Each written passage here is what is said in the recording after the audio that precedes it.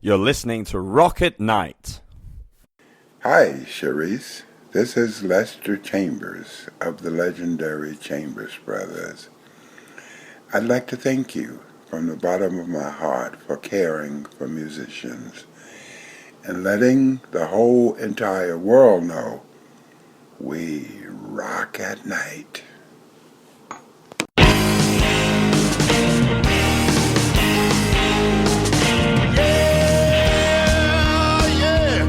Are you ready? Hey, tonight I'm gonna take you on a little trip. We're going down south by the mighty Mississippi. I'm gonna take you to a place where lights live a dim. Bring your mother, your brother, and your best friend. I'm gonna show you where they dance out in the street. They'll tell you all about your body heat. Not gonna talk about it, just gonna do it. Get on down if you feel up good. Get on down. Hey, I was really impressed with what I heard when I got the links to your album, Memories, Music, and Pride. Yeah. I really love the nostalgic feel to it. Well, thank you. I'm really proud of this album, and I'm really excited to see what we can do with it. And it's pretty much come out exactly the way I hoped it would. So it's always a great feeling. You know what I like about it? The engineering is not over-engineered. I hear so many EPs, albums nowadays, where I don't get to hear the person's voice. And your voice shines through. Your voice should be the centerpiece of the whole thing, and it is. Yeah, and that's something we kind of discussed before we even sat down and started recording, because I'm even the way I write songs is very vocally driven. I pretty much, write the melody before I write anything else because that's what I want to come through. So, and luckily, the producers on the album, Kirsten and Steve, were very much in agreement. They said, yes, we need to make sure your vocals sound as good as they possibly can on this record, and I think they did a great job. Oh, I think so too. I mean, I thought the production was well done, and your voice does shine through, and the music does shine through. Some of the songs, the highlights, Leave. I felt it almost had a cha-cha kind of beat to it. Yeah, we did that on purpose kind of last minute, and actually that song got added last minute. We had recorded all of the songs on the album, and we were listening back, and it was just decided that we needed one more song that had a little bit more of an up-tempo feel to it, just would move the album along a little more. And I had written that song, maybe a year or so ago and never did anything with it. It was just kind of on one of those kind of back burner songs, and I was like, oh, maybe I should look at this again, because there were a lot of the words that I didn't really love. And so then I sat down with Kirsten and Steve, the producers, and we reworked the song and rewrote a lot of the lyrics, changed the melody a little bit here and there, and so it became the last song we added kind of after the fact. And it was funny, originally when I wrote it, it was not going to have a cha-cha kind of feel, and we had the basic melody and chord progression, and I sent it to my lead guitar player, and he started adding some just little riffs and kind of came up with that immediate guitar riff you hear at the beginning, and that sounded kind of cha-cha-like, and we were like, maybe we should make it a cha-cha. So it just kind of evolved. That song, more than any, kind of evolved right at the last minute, but I think it came out really great.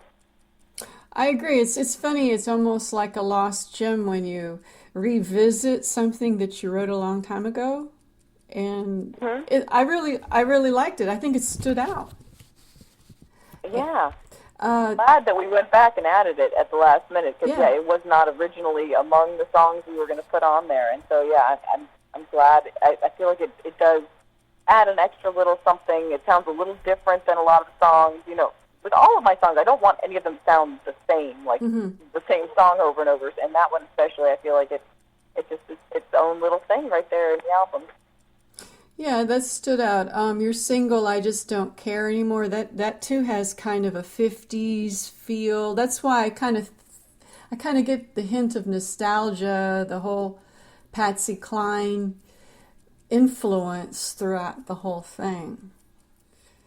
Yeah, definitely. I mean, that is where I get most of my my inspiration are from kind of the really iconic female singers through the decades. You know, you have Patsy Cline and Emmylou Harris and Linda Ronstadt and Bonnie Raitt and just all these voices that you remember because I am so vocally driven. Like, those are also the artists that attract me the most.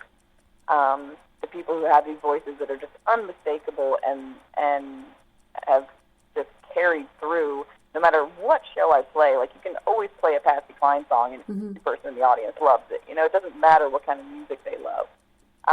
So that's what we're going for, just create something that kind of sounds classic without sounding necessarily retro, but just has that same feel to it that it crosses a lot of genre boundaries with the music.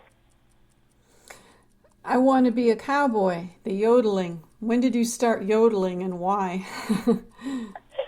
That was something that I picked up in college because I was a huge fan of Jewel. When I first picked up the guitar in high school, that was when that boom of the 90s singer-songwriters was going on, and Jewel and Sarah McLachlan and Alanis Morissette and all of those. And Jewel was really my favorite because I loved her voice. And in college, somebody sent me a recording of her yodeling, and she is an amazing yodeler. She's from Alaska, and her dad was a musician as well, and he was a yodeler, and she used to travel with him when she was really young in his band.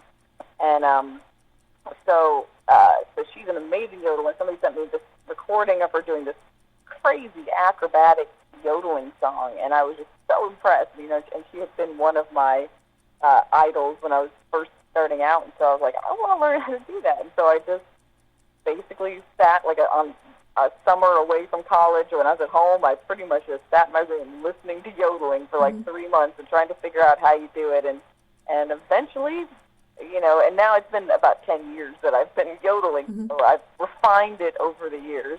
And, you know, and after I did get that influence from Jewel, you know, I've slowly been going back further and further into that old style cowboy country yodeling, and that Patsy Montana song is from 1935. It was the first million-selling record by a female country artist. It's like such a classic, great old country song, and so we kind of redid it in our own style, and it's now like one of our favorite songs to play as a band, and it always just gets such a great response from the audience.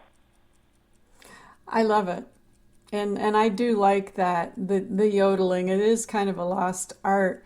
I guess as a singer, what would you have to do as far as prepping yourself for yodeling? Well, it's really just a matter of learning how to create that break in your voice between your chest and your head voice. And most people can do it. You know, there's a lot of modern music that actually people use that break in their voice to emphasize certain parts in songs, but they don't necessarily take it to that next level of adding the yodeling part where you're actually saying, you know, like where you're saying yodel along with that break.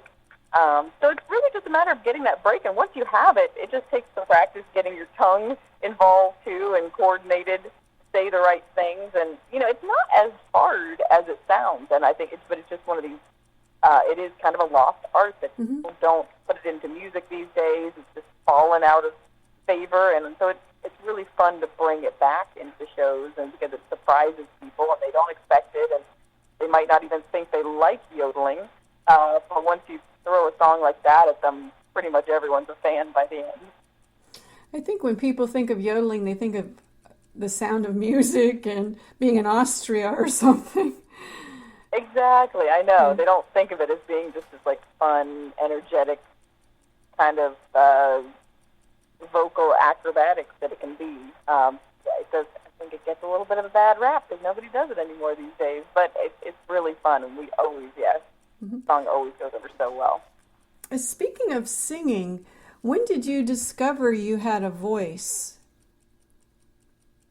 Well, it was really a slow process, I would say. I always just loved singing. You know, from the point where I was probably, 3 years old, and we have videos of me just kind of singing at the camera, singing like Twinkle, Twinkle, Little Star and stuff. You know, I was just always one of these kids that wanted to sing no matter what, and I don't think I even necessarily had a great voice to start with. I mean, I was probably naturally inclined in some ways, but like even in school, I didn't even necessarily want to join chorus or any of those things because I wasn't sure I had a good enough voice.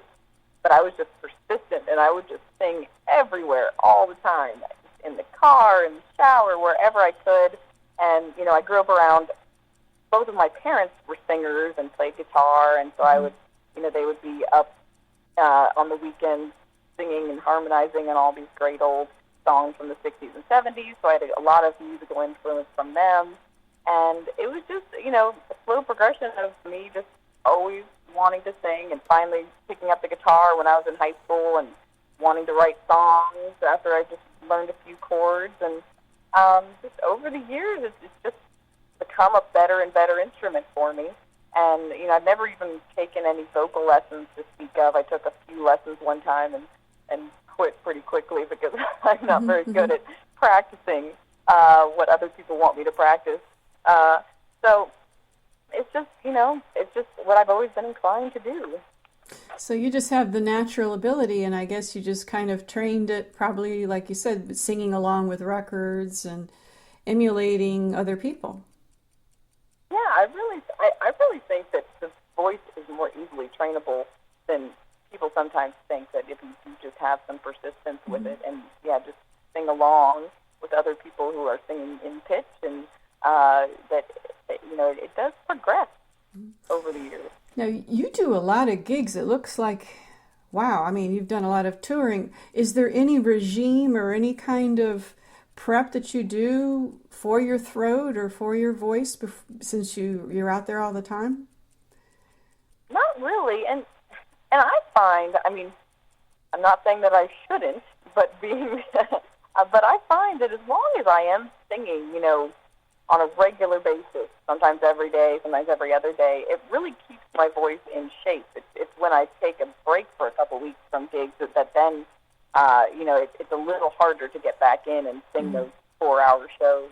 But as long as I'm singing on a regular basis, my voice really holds up well and it feels good. And I just try to keep myself healthy and eating well and exercising when I'm on the road. And my voice seems to keep up with that as long as I take care of myself. Now, I think I read that you studied journalism at the University of Florida. Is that correct? I did, yeah. I got my degree in journalism, and, for the first few years out of college, I was working at a few different newspapers. I worked at the Gainesville Sun in Gainesville, and but my parents were my mom is from Los Angeles at least. And after a couple of years working in Gainesville, my parents were moving out here to LA because my mom inherited a house out here, and I decided to follow them because one thing, the paper was laying off people left and right, I think they were happy to have someone leave of their own volition. So I just came out here because I wanted to focus on music. I always wanted to focus on music ever since I started writing songs, but I just was too afraid to. It's just it's a hard career to go after and take that risk. So really, music was a hobby, you could say, but it was really where your heart was. It was, yeah, and it just took a long time for me to get up the courage to finally just say, okay, this is what I'm going to do. I'm going to make it work somehow. And, luckily I do have the support of my parents. I'm living out here near Los Angeles where the cost of living is really high. But my parents have allowed me to move back in with them while I tour, so that way I don't have to pay rent. I'm not home very often as it is. And so they at least are giving me a place to call home while I go off and try to chase my dreams as a singer, songwriter, and musician. So I'm really lucky in that way. Was that more or less the catalyst for this career change? I mean, was there a defining moment where you said, this is really what I want to do for real as a profession? Yeah, and again, it was a slow decision of me convincing myself, because I moved out here about 7 years ago, actually, and, at first I got a few different jobs. I lived in various places around Southern California, and, but after about 4 years working for this fitness company and trying to do music on the weekends and at night and just finding I didn't have the time to devote to it and just it wasn't going anywhere because I couldn't put enough time and effort into it. I just said, okay, I went to my parents. I said, could I move back in? And, and they said yes. So I saved up for a while before I decided to leave my job and just put a little bit of a nest egg away and then just said, okay, this is it. I have to give it a real shot and see where it goes, because if I don't, I'm going to always regret it. So they let me move back in, and I quit my job about 2.5 years ago now.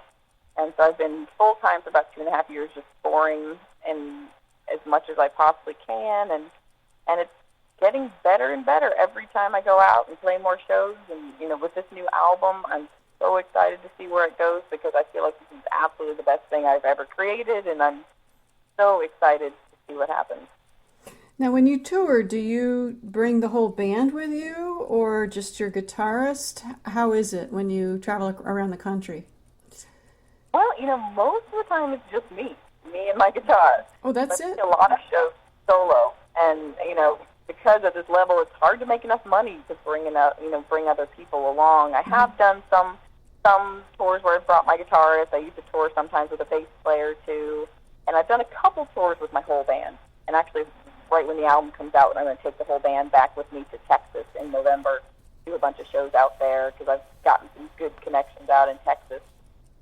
But yeah, for the most part, I just go by myself, and I've just been trying to build up contacts in various places on my own, so that hopefully I can, get some better gigs next time I go back and be able to bring the whole band and really make a better showing of it. Because it's nice to do it by myself, but it does get kind of lonely, and it's been interesting. Like my album is basically all songs written on the road, usually by myself. Just things I've been learning, people I've met, experiences I've had since I have just been touring pretty much constantly for about 2 years. That's where all of my songwriting inspiration has come from, and it's been a really interesting couple of years just learning about myself in a lot of ways, just spending that much time alone and traveling and dealing with the adventure of being on the road. It's been an amazing couple of years. It's funny that you mentioned that about traveling by yourself. I know a lot of people lately, and I don't know if it's a trend or what, where people are, like, for example, hitchhiking across the country or traveling to Peru or doing a lot of these, self-discovery kind of reflective trips. And with you, though, you're channeling it to songwriting, which is a good thing. Yeah, I feel like songwriting in a way is my own form of therapy too sometimes, that I'm able to take my experiences and put them into a song that hopefully other people can relate to, and because most people have been through the same kinds of things. We all struggle with, just life in general and finding our way through life. And so it has been amazing to be able to travel and be able to meet so many people all over the country and take those experiences and put them into this album that I'm so proud of and that I listen to, and I just, I hear all those experiences again. Out of curiosity, being a female and being by yourself, do you find that people treat you differently, or have you had any problems, etc.? I haven't really. There's only been a couple times when I'm traveling where I felt a little unsafe and had to kind of decide what I was going to do in a situation. Because I am traveling by myself, I usually plan my tours around areas where I have friends, or at least there are friends of friends that I can stay with. I'm not even really very comfortable staying in a hotel by myself when I'm traveling, because it doesn't feel very safe. So I always have, a safe place to call home for the night when I am traveling. Luckily I do have a good network of people who have been really generous, and they open their homes to me when I'm traveling, and they help me along the way. So for them, I would say 95% of the time I feel pretty safe and taken care of and supported by people when I'm traveling. But there have been occasional times where I go, I don't really feel safe here. I'm going to drive to the next place where I know I'm going to feel safe, even if it's 3 hours away and it's 2 in the morning. I hear you. So, because, I'm just like, I'm going to listen to my gut just in case, because I don't want to regret it. But chances are I probably would have been fine either way. But yeah, there have been a couple times where I said, okay, I'm going to just keep moving on where I feel safe. But I have been really lucky that especially like with Facebook and social networking now, it's like you realize so many people in so many places It's nowadays true. that people move off to other places and you're able to keep in touch with them and they put you in touch with other people. And so it's really been great to be able to tour in this day and age with the internet and everything and being able to reach out to so many different people so easily. I read that you have opened for Lisa Loeb, Sophie B. Hawkins, Sean Colvin. Was that in California? Yeah, there's a great venue here in South Orange County where I live that has a lot of those touring acts come through, and so I've had the chance to open for quite a few of them, and that has been really cool to meet them and get to talk to them a little bit. Probably one of the best ones I did recently was this Texas songwriter named Ray Wiley Hubbard. I don't know if you're familiar with his music. No. But he is phenomenal, and he was one of the most open and generous people I've met. Where as soon as I met him, he was just like, "Oh, tell me about your new album. Tell me about your career. Let me see. I'll try to help you next time you come to Texas." And so it is nice to be able to get to open for these acts that are touring on a larger scale than I am, and a lot of times they're really open and welcoming and wanting to help up and coming artists. So it's a really good experience. So in a sense, they're kind of mentoring or taking you underneath their wing. Right. Yeah, that's Some nice. are better than others. Yeah, like this guy Ray Wiley Hubbard was especially like that. Other people, they're not quite as open. Everybody's out there kind of slogging through life on the road, and so everybody's at their own, different places in that. But it is always really great to meet people who have been doing it longer and try to glean a little bit of their experiences and their wisdom from it. It's interesting. I just, a couple hours ago, I spoke with a rock band. They were Skyping with me from Nashville, and they were saying how competitive and actually how other musicians don't help each other up there. They're just, it's kind of cutthroat. And I've heard that from people in Detroit and other cities. You haven't found that, though. Oh, you do find that. Mm-hmm. You Yeah. do find They're that. competitive. Yeah, I mean, definitely. There's certainly a competitive edge to music because, we're all kind of fighting for the same gig. But in a way, that's what attracted me the most to the girls who started this California Country Records label. They're in a band themselves called Calico, and they started their own label to put out their record. And from the moment I met them, they are just some of the most supportive musicians I've ever met. Whereas a lot of times you do meet other musicians and you feel like, maybe they're just trying to kind of size you up as to how much you are competition, And whereas with these girls, they just, from the moment we met, they were like, we love your music, let's work together. And they have been so generous. They brought me with them to Nashville for the Americana Music Awards a couple weeks ago. They had an official showcase, and they let me sing with them and on a few other shows there in Nashville. And, there were quite a few people in Nashville even who commented that, that doesn't happen very often, that artists will bring along other artists just to help them and to help promote their careers as well. Because it's a tough business, and you get kind of protective of, the advances you've made from your hard work, the contacts you've made, the networking connections. And so, but I think it really only can help you to help support other artists because we are all in this together in a way. I mean, the more I tour, the more I realize, that the contacts you make on the road make everything so much easier. So, when I meet touring artists from, Florida, and I'm like, hey, if you come to California, let's set up a show. I will help you because if, when you're willing to help other artists, they'll help you when you come to their town and vice versa, and it's just, it can be a great community if you make it that way. But it is tough to fight through the competition sometimes. Yeah, it's really nice that you found the Calico women because it's almost like a sisterhood that you have there, and you all can help each other. And that's a great thing because you don't always see that, from what I understand. Really nice. Yeah. And in some ways, it is nice that it's other women as well, because there's so many men in the music industry. So it's just nice to work with other women who are very driven and doing really well in their careers and have worked hard to get where they are and are very talented. And so it's been a really great partnership to work with them in this. I see that you've won a couple of awards. You want to talk about that? Well, actually, I was nominated for a few. Oh, is that it? Okay. Did not win. So perhaps maybe this year. But, yeah, well, at least yeah. At least you were recognized. I mean, yeah, no, absolutely. I mean, there's a lot of great artists in Southern California in general and in Orange County. And it's kind of funny, like last year we were nominated for Best Country Americana, but there were a bunch of different artists, and the band that won is this band called Big Sandy and his Fly-Right Boys. I don't know. Oh, I know them. Yeah, so they've been touring since the '80s. They've been in this for a long time. So I mean, of course, I was happy to see them win.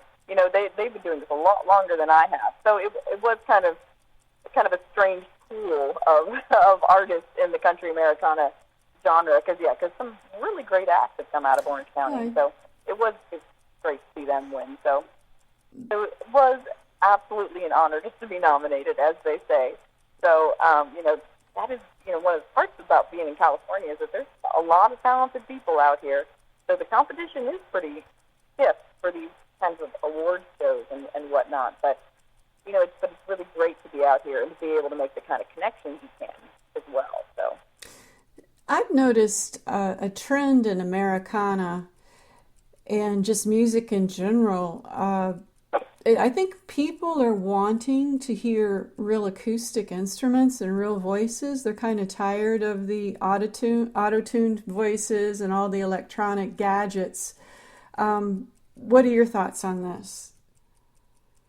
Well, I think so, and I certainly hope so, since that's the kind of music I've always enjoyed. But definitely, there is certainly a trend toward more rootsy, independent kind of music, especially online. Now that you can put out music online, it's not necessarily what you're hearing on the radio yet, and even more and more you're hearing it on the radio.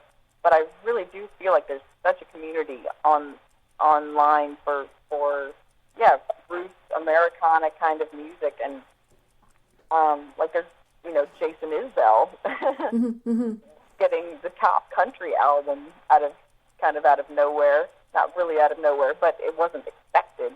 That was an amazing thing. He's one of my favorite songwriters nowadays. And so, just seeing that kind of thing start to happen is really encouraging, because it's the kind of music, we've always been making, and it's wonderful to see it coming around. Even I've noticed old singers, classic singers like Wanda Jackson are back again making music, and I think it's quite refreshing. Because she got that resurgence thanks to Jack White, which is exactly. Some of the younger people are realizing, the quality of music that's being ignored, and thanks to their popularity, they're getting it back out there. So I know it's a great thing. I'm really hoping that music is going to start coming around. Even what's popular in Nashville with all this bro country that people talk about and things. I really think it's going to start circling around if people like Jason Isbell, and I don't know if you've heard Sturgill Simpson. He's another one of my favorites nowadays. There's a few artists that are really kind of changing the scope of what country and Americana can be. Sometimes I don't even necessarily want to classify my music as country, because it's hard to differentiate, the kind of country we do from the kind of country that's on pop radio. So it's interesting, but I hope it's going to start swinging around towards the more authentic sounding country music. And that's what I like about your music. It is authentic. It's not what I would call country pop or kind of mainstream. It's the real deal. Right. Well, I get influence from all the great people that came before me, and I'm just trying to take that and run with it and make my own brand of it. In the 60s, of course, there was a resurgence of folk music. Maybe we're going back to that now. You know, what comes around goes around. And yeah, you know, things certainly kind of cycle around when it comes to all sorts of trends. So we can just hope that it will keep going in that direction towards, more, honest songwriting, not necessarily just hooks and, I don't even know how you describe pop music. Pretty much pop music of any genre has never been exactly what I would listen to, but it's popular for a reason, so, you have to go with it. But I do hope that the general population starts to have a taste for that more true, authentic kind of music.